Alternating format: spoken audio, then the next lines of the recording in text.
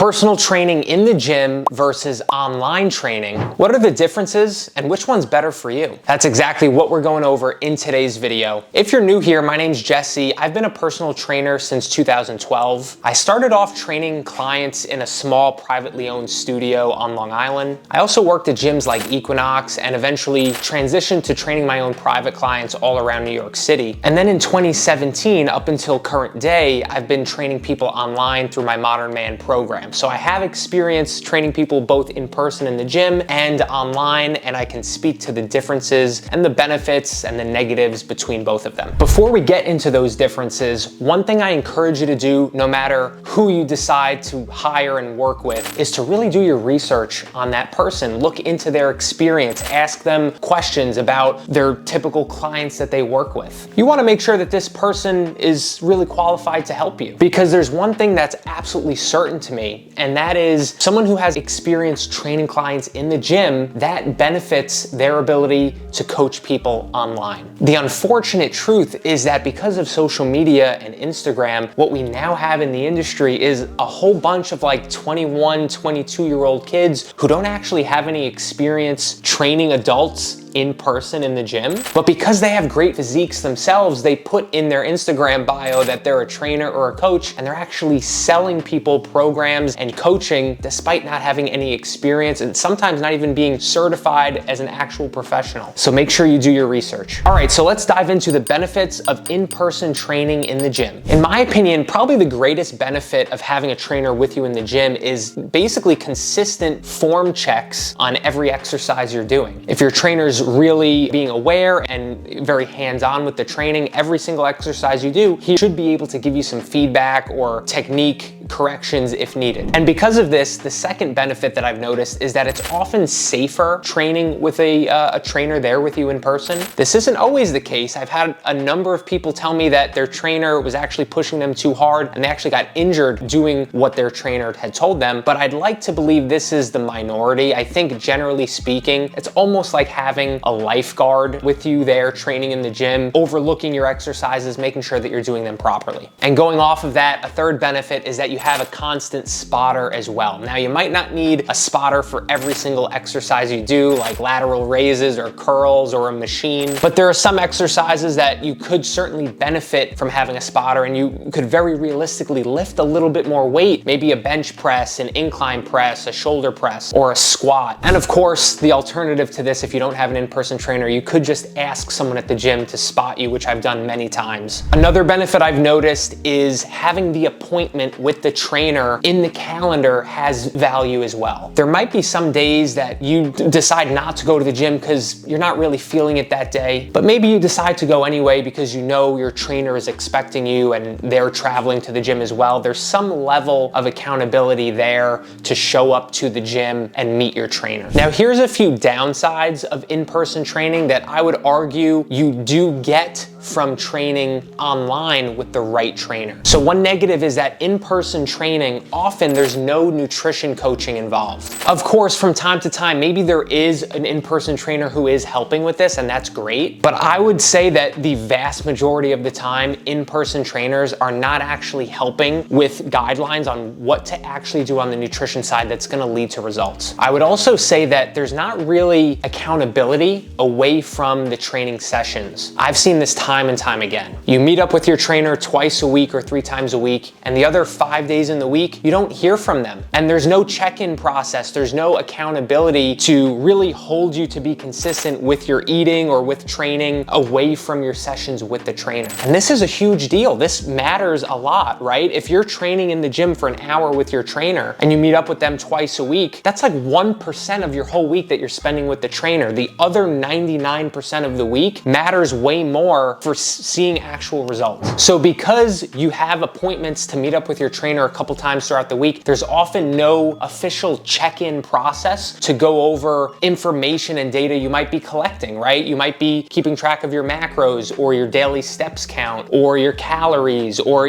any of these other metrics that you're keeping track of. There's no actual check-in process to review this data and evaluate it and actually build a program based on it. So from my experience, there's often not a a lot of structure when it comes to training in the gym with a trainer. Some trainers, of course, have an outlined program that you follow and you arrive to the gym and you know exactly what you're training that day and what exercises you're working on. But I'd say most of the time, people don't know what they're even training when they get to the gym, or they sort of make it up, right then and there when they meet up with the trainer. The trainer decides what they're gonna do right there. Another downside of training in the gym is that I've noticed clients, not all clients, but many of them tend to be way too dependent on that trainer in many different ways. Meaning this, they often don't work out by themselves when they're not with the trainer. And that's a problem. If you can only do what you're supposed to do, if you can only get in workouts when this other person shows up, that's really a problem when it comes to taking responsibility for your own health. Oftentimes, when they're too dependent on the trainer, they don't even know what weights they use for different exercises. The trainer just blindly hands them the weights and they're not keeping track of the weights so that they can do progressive overload style training. And they don't even know, if they were to go into the gym by themselves, they don't even know what weights to pick up to do curls or to do a chest press. That's also a problem. The final downside of training in the gym is that really it's a pretty expensive service. It's definitely not cheap.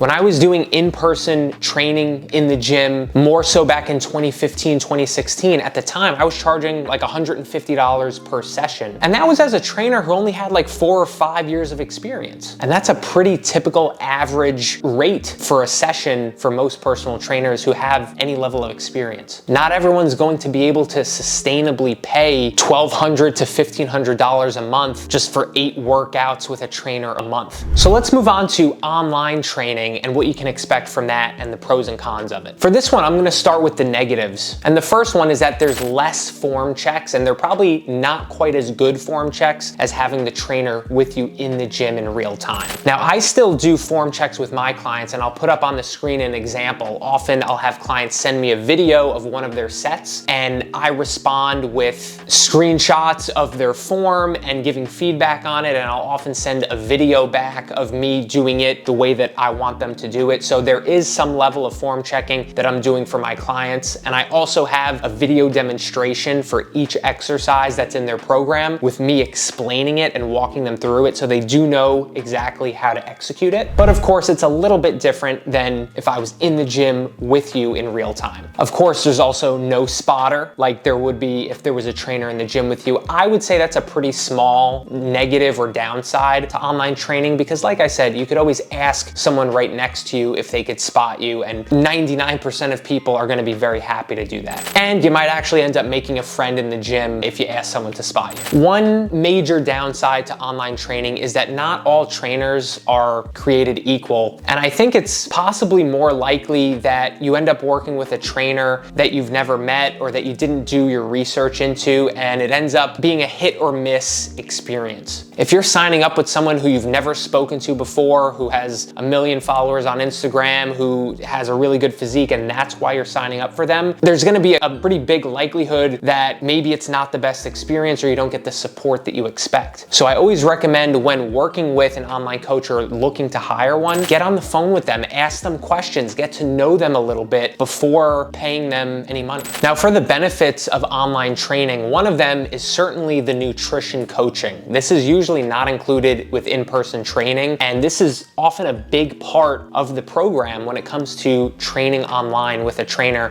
giving you guidelines and directions and maybe macros to try to aim for each day. And in general, the benefit of having a structured program in place is really, really valuable. Not just showing up to the gym and doing whatever the trainer says blindly, but actually having a program in front of you to follow with your workouts and with your nutrition that it's up to you to then go out and implement it and execute it on your own time. Many have said to me that that's actually a really convenient part of our program, is that they can go out and execute the program and do their workouts at whatever time is convenient for them, because they had difficulties with scheduling with a trainer at a time that they could meet up both at the same time. So having this structured program makes it more of like a holistic approach to the training that clients sort of know they're signing up for at the beginning. They know this is something they're all in with, that it's a holistic program, that they're going to be really putting in some effort with nutrition, with training, with accountability, with check-ins. They know this is all part of it, whereas I wasn't getting that feeling when working with clients in the gym. I was sort of getting the feeling that clients were only buying into the workout sessions and that they weren't as bought into and sold on the idea of following a nutrition plan or checking in away from our sessions or doing other types of things for their fitness. The focus was just on meeting in the gym for an hour, tell me what to do, and I don't want to have to think about it. So from my experience, doing an online training setup really helps the client take ownership of their own fitness and health, and for that reason, develop habits that will serve them for a very long time and learn a lot more about nutrition and about training compared to clients who I worked with in the gym. This all ties in together. You have your structured program, you have the mindset of having a holistic approach. You know it's up to you to just execute these directions and this program, and taking ownership of all this and being more involved in the strategy side of the fitness and nutrition really helps with gaining knowledge and understanding why you're eating a certain way and training a certain way. The last benefit of online training is that often